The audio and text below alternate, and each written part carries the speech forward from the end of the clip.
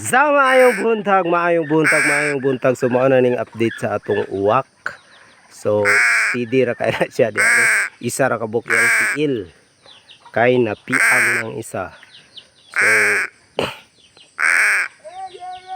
kusog na kay na siya maglupad guys. So gihatagan na to siya freedom nga maglupad dito sa layo-layo. No.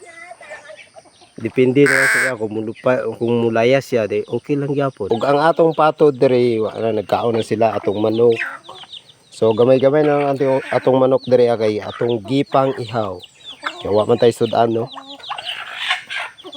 So maon lang ni sila no. Nagkaon na gid siya. Tuara ang atong uwak.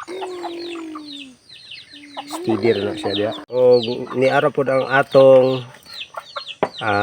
maya. So rut-rut agad yang pagkaon no.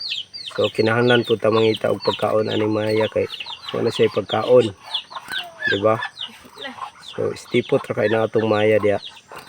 Pasikat ra siya oh. Galupad-lupad siya kay kapasikat siya. Di ba? Mao day lang ang sa atong kuan guys oh. Sa atong uwak mo na siya. Mana yung tiil kaning napiang nagidili na siya magkuan bitaw. Di na siya maglihok yung mga tudlo. Yung mga tudlo di na siya maglihok.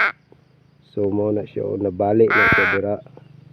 Kana na mo na siyang nabali no. Mo tong dili na siya maka tarong og hapon.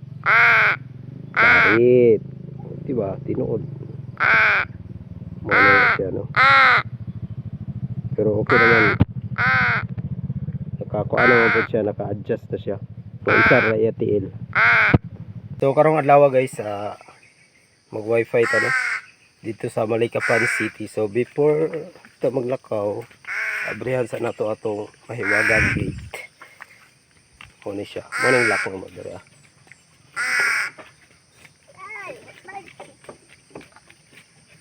Ana ra siya easy. For that, ang sound din gumay parang pilit. O de. So sa diawang parkinganan dire guys. Rusi-rusi sa meron kay krisis ang panahon.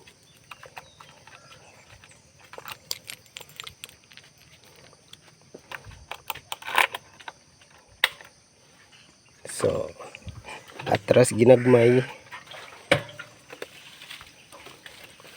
Hop, pia. Start. Okay. So, muna yung agianan diri Grabe kalubak-lubak to. Paingon sa Malikapan City. Diba? So, grabe yung mga pags diri guys. Di basta-basta. Ano yung agianan diri Muna yung agianan pa dulo sa Malikapan City.